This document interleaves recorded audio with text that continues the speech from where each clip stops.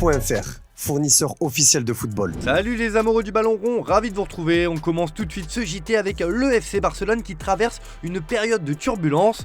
Depuis le début de la saison, les critiques pleuvent sur le club catalan qui ne répond pas forcément aux attentes malgré les bons résultats en Ligue des Champions. En effet, il suffit d'une victoire au Blaugrana pour se qualifier pour les huitièmes de finale de la compétition. Si ce n'est pas le cas, l'étau va commencer à se resserrer sur Xavi, l'entraîneur catalan. Le problème semble venir davantage de ses relations avec ses supérieurs que de ses performances de coach, même si sa gestion de Joao Cancelo, qu'il ne fait jamais souffler, est pointée du doigt par Sport. En effet, le duo Joan Laporta-Deco ne semble en faire qu'à sa tête, donnant souvent l'impression de snobber Xavi. La Cadena Nasser nous apporte d'autres éléments démontrant que Xavi, dont le bail court jusqu'en 2025, a de quoi douter de son avenir catalan à court terme. Ce dimanche, Joan Laporta est allé assister au match de l'équipe réserve, un événement qui fait beaucoup parler en Espagne. La raison, parce que le Barça Athletic est entraîné par un certain Rafa Marquez, dont le nom a été cité pour remplacer Xavi, un coach proche de Deco, dont les relations avec Xavi sont cordiales sans plus. Bref, Xavi semble déjà avoir l'épée de Damoclès au-dessus de la tête. Peut-être que le mercato arrivera à atténuer les tensions. Ce week-end, Deco, le directeur sportif,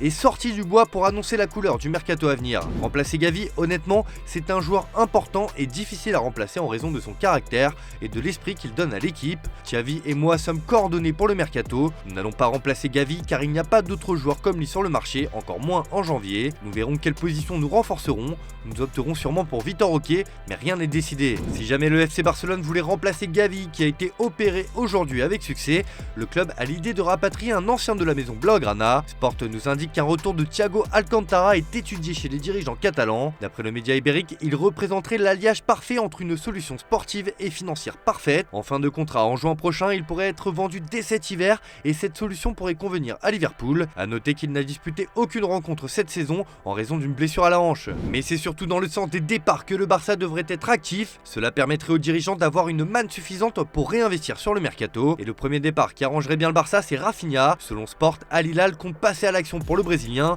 L'ailier peine à s'imposer durablement dans l'effectif de Xavi et subit en parallèle l'éclosion de Lamine Yamal. Du côté du Barça, une vente serait la bienvenue dans l'optique de renflouer les caisses, d'autant que le joueur a déjà été poussé vers la sortie l'été dernier. Si le Barça compte retenir ses meilleurs éléments, il ne pourra pas retenir tout le monde car un joueur est courtisé par le Bayern Munich. Désireux de recruter un nouveau défenseur central prochainement, le club bavarois a flashé sur Ronald Araujo. Le défenseur prometteur et international uruguayen serait une priorité pour Thomas Tuchel et les dirigeants bavarois qui aimeraient l'enrôler pour 2 ans. Un dossier compliqué à boucler puisque le Barça est actuellement en négociation pour prolonger son contrat. Le défenseur uruguayen est d'ailleurs lié avec le Barça jusqu'au 30 juin 2026 et sa clause libératoire s'élève à 1 milliard d'euros. Reste à connaître la position du joueur. Ce qui est sûr, c'est qu'Ilkay Gundogan ne partira pas cet hiver. Depuis quelques jours, l'Allemand était annoncé du côté de l'Arabie Saoudite. Si Xavi a fermé la porte publiquement pour le milieu de terrain allemand, le joueur de 32 ans en a fait de même. Il veut rester au Barça, quoi qu'il arrive, afin de remporter des titres avec le club catalan. A noter aussi que le Barça a des vues sur 2 joueurs du PSG pour renforcer son milieu de terrain. Il s'agit de Carlos Soler et Fabien Ruiz. Le FC Barcelone espérait pouvoir recruter un des 2 milieux espagnols sous forme de prêt avec option d'achat cet hiver, mais Luis Enrique a fermé la porte selon les informations du quotidien Sport. Le coach du Paris Saint-Germain estime qu'ils peuvent encore avoir un rôle très important dans l'équipe cette saison et il n'y aura donc aucune négociation possible avec le Barça. Quid de l'avenir de Joao Félix également? El Chiringuito TV annonce que l'ancien joueur de Benfica n'est pas une priorité du FC Barcelone pour la saison prochaine. Compte tenu de sa valeur marchande trop élevée pour un club qui est en proie à des difficultés financières, Joao Félix ne devrait rester au Barça que si l'Atlético de Madrid décide de le prêter une seconde fois ou si son prix venait à être revu à la baisse. D'ici là, ça peut encore changer. D'ailleurs, selon vous, quelle doit être la priorité du Barça sur le mercato cet hiver? Vous nous dites tout dans les commentaires et on en reparle dès demain. Hier, je vous demandais si l'Olympique Lyonnais qui s'enfonce dans la crise devait encore changer de coach. Eh bien, selon vous, oui, il faut du changement à l'OL. Et un nom revient parmi vos propositions, celui de Bruno Genesio. On passe à l'actu du jour les amis et on parle du mercato lyonnais justement qui pourrait s'avérer vital pour relancer la machine rhodanienne. La dernière heure révèle ce mardi que l'écurie lyonnaise a un petit faible pour Noah Makembo. Âgé de 16 ans, ce milieu de terrain belge est présenté comme l'une des plus grandes pépites du centre de formation du Standard de Liège. Le média belge indique que plusieurs clubs européens sont déjà là pour tenter de le récupérer au-delà de l'OL. Le Bayern Munich, le Borussia Dortmund et l'Union Berlin sont également sur les rangs. À l'OL de se montrer convaincant. À l'étranger, Manchester United veut relancer un joueur en perte de vitesse au RB Leipzig. En effet, les Red Devils s'attaquent à Timo Werner. Selon Sky Sport, le club mancunien aurait l'attaquant allemand dans ses petits papiers pour la fenêtre hivernale. Les Red Devils se sont d'ores et déjà renseignés, même si aucune offre n'a été faite. De son côté, l'Allemand aurait plutôt tendance à vouloir attendre l'été prochain pour tourner la page Leipzig. À suivre. D'ailleurs, Manchester United pourrait préparer une petite révolution en interne, et c'est sur le banc que ça pourrait bouger. En effet, vu les résultats compliqués ces derniers temps, Erik ten Hag serait menacé. Pour le remplacer, les Red Devils auraient ciblé Carlo Ancelotti. En effet, selon la radio Cadena Copé, un club de première ligue dont l'identité n'a pas filtré a manifesté un intérêt formel pour l'Italien. Aucun détail supplémentaire n'a été donné, mais il s'agirait d'un club portant un maillot rouge. Aujourd'hui, seul Manchester United semble correspondre vu la situation d'Erik ten Hag. Affaire à suivre. Resté à Manchester City alors que le Paris Saint-Germain et le FC Barcelone le courtisaient l'été dernier, Bernardo Silva se sent bien en Angleterre. Mais dernièrement, le milieu international portugais confiait qu'il aimerait bien revenir jouer dans son club formateur Benfica, qu'il a quitté en 2015 pour filer à l'AS Monaco. Des propos qui ont fait réagir le président du club portugais, Rui Costa. Bernardo a les portes ouvertes dans tous les clubs. Chez lui, à Benfica, il les a encore plus, bien sûr. J'ai également vu l'interview de Bernardo et j'ai été très heureux de l'entendre, non pas en tant que président de Benfica, mais en tant que supporter de Benfica, a-t-il confié dans des propos relayés par la presse lusitanienne.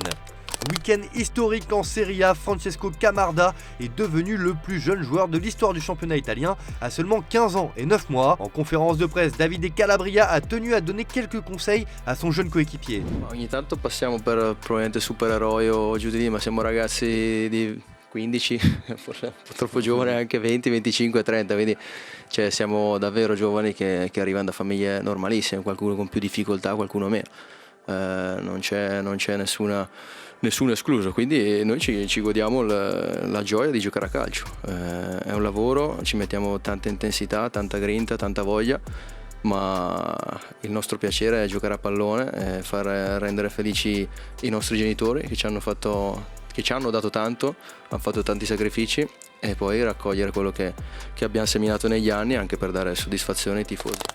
Alors que le Borussia Dortmund figure dans le groupe F de la Ligue des Champions en compagnie du Paris Saint-Germain et de Newcastle, Hans-Joachim Watzke a envoyé un énorme tacle aux deux clubs qui sont des clubs-États selon lui lors de l'Assemblée Générale du Borussia Dortmund.